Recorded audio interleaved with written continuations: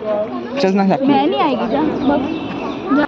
अभी ये आज़ादी ऐसे तो आई नहीं।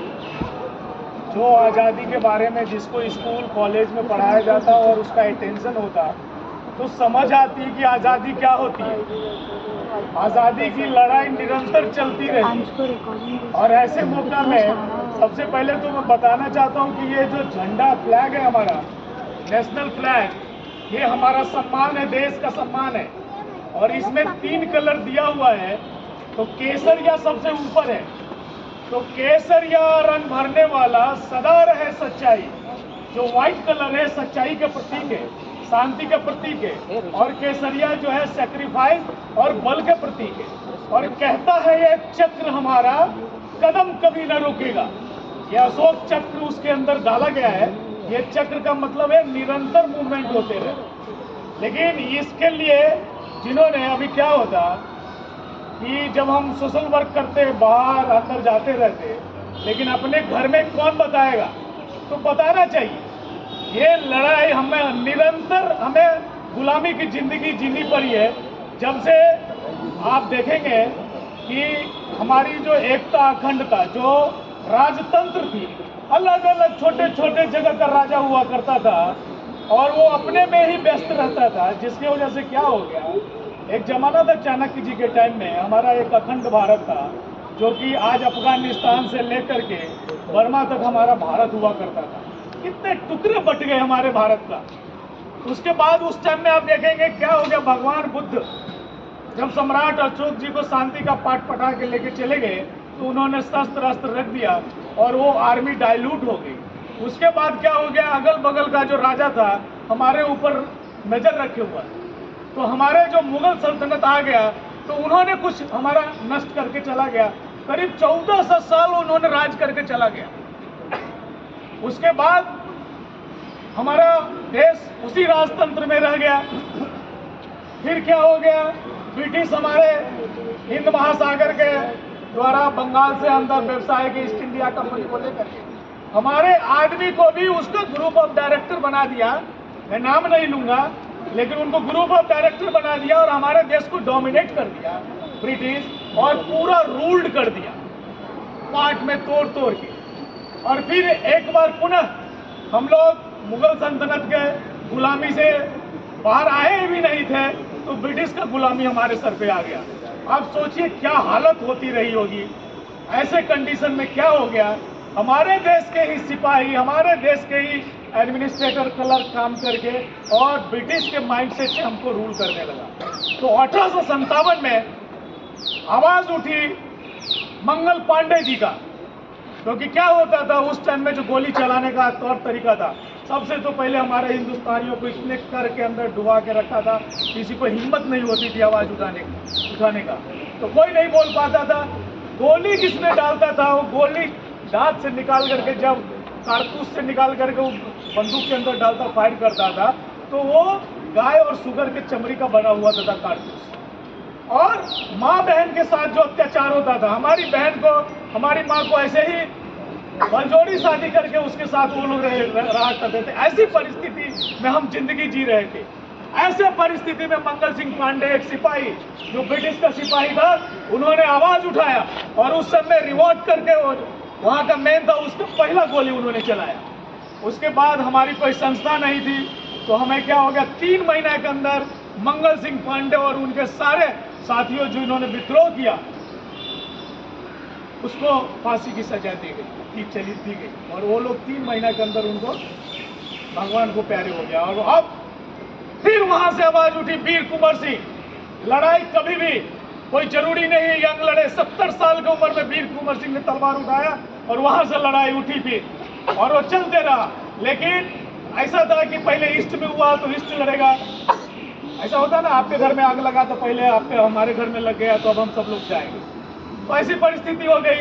परिस्थिति होने के बाद क्या हो गया, मंगल सिंह पांडे, वीर कुंवर सिंह, उसके बाद जो इंटेलेक्चुअल कम्युनिटी थी, हमारे बाल गंगाधर तिलक जी, सुरेंद्र बनर्जी, ये सब मिलकर के नेशनल कांग्रेस को स्थापना किया उन्होंने। इसलिए कांग्रेस को स्थापना किया क्योंकि उस संस्था पे हम ब्रिटिश के साथ लड़ सके। और वो बनाने के बाद उसका अध्यक्ष बने बाल गंगाधर तिलक जी, उसका अध्यक्ष बने डॉक्टर राजेंद्र बाबू।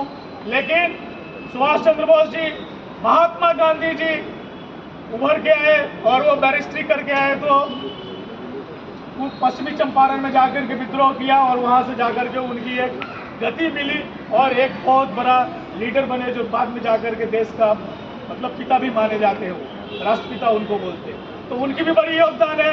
जवाहरलाल नेहरू जी, वो भी काफी लड़े। उसके साथ अभी वीर भगत सिंह, ये दो बदल हो गया। उसके बाद एक हो गया, क्या बोलते हैं, पेपर पे आजादी जीतेंगे।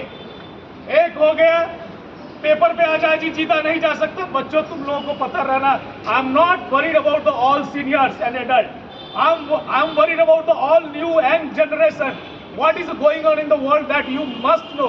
बिकॉज हम क्या होते हैं, हम सपना देखते हैं कि मेरा बेटा अमेरिका जाए, मेरा बेटा ऑस्ट्रेलिया जाए, वहां पे वहां क्या हो रहा है, आज उसके बाद में भी जिक्र करेंगे, क्योंकि हम लोग तो एक सैचुरेटेड पॉइंट पे पहुंच गए हैं। लेकिन कल का जो भारत है, वो भारत तुम जैसे छोटे छोटे बच्चे का भारत होगा। जिस देश के पास युवा नहीं है, बच्चा नहीं है, वो देश कभी भी विकसित नहीं हो सकता। और ये भारत पहचान है वर्ल्ड में कि भारत में सबसे ज्यादा युवा है और ये युवाओं का देश है। आने वाला समय में पूरे वर्ल्ड में भारत की विचारधारा फैलने वाली है, इसके लिए मैं बोल रहा हूँ। उसके बाद जो दो पक्ष जो बना, वो पक्ष सुभाष चंद्र बोस जी, जब गए वहां से वो भी बैरिस्ट्री करके, तो क्या हो गया, सुभाष चंद्र जी और गांधी जी के बीच में बैठक हुई। तो गांधी जी बोले कि ऐसे जो हम आंदोलन करेंगे तो हमारा नहीं चलेगा, हम तो शांति के प्रतीक है, हम तो अहिंसा के प्रतीक है। तो सुभाष चंद्र जी बोले कि नहीं, हमारा लड़ने का तरीका अलग रहेगा। तो मैं क्या समझूं, इस देश की लड़ाई में आप मेरे साथ नहीं रहोगे। तो सुभाष चंद्र बोस जी ने गांधी जी को बहुत पोलाइटली आंसर दिया कि सर, ये किसने बोला है कि इस देश की आज़ादी की लड़ाई में हम आपके साथ नहीं रहेंगे।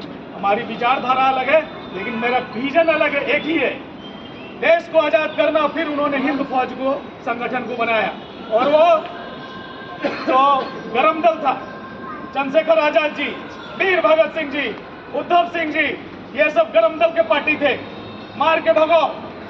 और ये गांधी जी सब थे, वो लॉ कानून पे चलते, जैसे अपने वकील साहब सब चलते हैं लॉ कानून पे, बरसों केस चलते रहता है, 2 जनरेशन गुम हो जाता है। तो मैं बता रहा हूँ, गांधी जी का एक महत्वपूर्ण रोल है, क्योंकि आजादी के लास्ट तक वो लड़ते रहे, सबको कोऑर्डिनेट करते रहे, तो उनको भूला नहीं जा सकता।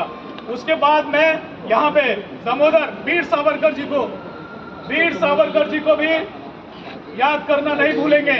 उसके बाद हम जाते हैं जो चंद्रशेखर आजाद जी, उत्तर प्रदेश का 2 केस हुआ, चौरा चौरी या जालियांवाला बाग। चंद्रशेखर आजाद जी बोलते थे, मैं जीते जी कभी भी ब्रिटिश को हाथ नहीं आऊंगा। और जालियांवाला गोलीकांड जब हुआ, वहां पे जनरल डायर ने गोली चलाया और हमारे बहुत हजारों की संख्या में मर गया लोग। उसके बाद हमारी एक सभा हो रही थी चौरा चौरी में, कहाँ गए पांडे भाई, चौरा चौरी में केस हमारा सभा चल रही थी और सडनली उसमें ब्रिटिश ने अटैक कर दिया। आपको बताना चाहता हूँ, 10,000 लोग, 10,000 भारतीय उसके बीच में, वो वहां के तालाब में, वहां के कुएं में गिर के मर गया। और उसका एक वीर पुरुष था उद्धव सिंह, जो लास्ट मंथ उनका जन्म जयंती था। उद्धव सिंह ने क्या किया, जनरल डायर को, जिसने हमारे हिंदुस्तानी को मारा था, उस जनरल डायर को लंदन में जाकर के उसने 3 साल तक गुमनामी और स्लीपर का काम करके और सही मौका पा करके ब्रिटिश पार्लियामेंट में जाकर के जनरल डायर को सबके सामने शूट कर दिया और फिर अपने आप को सरेंडर कर दिया। क्यों? क्योंकि उनके दोस्त को, और हमारे चौरा चोरी कांड में तो 10,000 से ऊपर लोग मारे गए थे उसके लिए। उसके बाद एक इधर आंदोलन चला महाराष्ट्र में।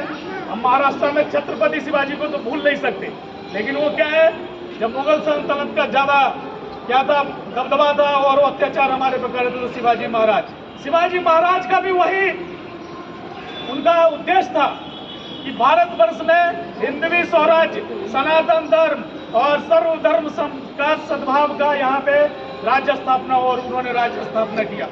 उसके बाद बहुत सारी चीजें, लक्ष्मीबाई को, एक लेडीज भी तलवार उठा करके लड़ गए अंग्रेज से। लेडीज कोई कमजोर नहीं होता, अभी तो लेडीज हमारे इंडियन एयरफोर्स में भी आ गया है, तो कोई लेडीज कमजोर नहीं होता। उसके बाद मैं बताना चाहता हूँ बहुत सारे हिंदू मुस्लिम सब लोग मिलकर के लड़े, आज़ादी लड़ी गई। और कल का दिन भारत के इतिहास में 14 अगस्त का एक बहुत ही दर्द भरी घटना है, जिसको आज के डेट में हम विभाजन विभीषिका के रूप में मनाते हैं। वो पेनफुल है हमारा, क्योंकि 2 दावेदार थे पंत प्रधान का देश का, एक जवाहरलाल नेहरू जी, नेहरू चाचा, और दूसरा जिन्ना जी। जिन्ना जी ने एक इस्लामिक बना लिया और वो पाकिस्तान बार बार मांग रहे थे। ब्रिटिश चाह रहा था कि हम चाह रहे हैं तो हिंदुस्तान को 8-10 टुकड़ा करके जाए, उन्होंने कर दिया। हमारे नेशनल कांग्रेस के जो अध्यक्ष उन्होंने साइन भी कर दिया। जब साइन कर दिया देश विभाजन हो गया। अब वहाँ पे उस टाइम में जब साइन हुआ तो ये बात हुई कि हिंदुस्तान का आदमी जो पाकिस्तान में रहना चाहता है जा सकता है, और वहाँ का जो यहाँ रहेगा वो जा सकता है। हमारी देश की बंटवारा हो गई। जब यहाँ से जिन्ना जी चले गए अपने टोली को लेकर के प्रधानमंत्री बनने के लिए, तो वहाँ से मार मार के इंडियन को भगाना चालू कर दिया। जब वहाँ से भगाना चालू कर दिया मार मार के, तो भारत के लोग भी उसके एक्शन के प्रति रिएक्शन किया। फिर यहाँ से भी हुआ। आपको बता रहा हूँ, लाखों की संख्या में हमारे भारतीय भाई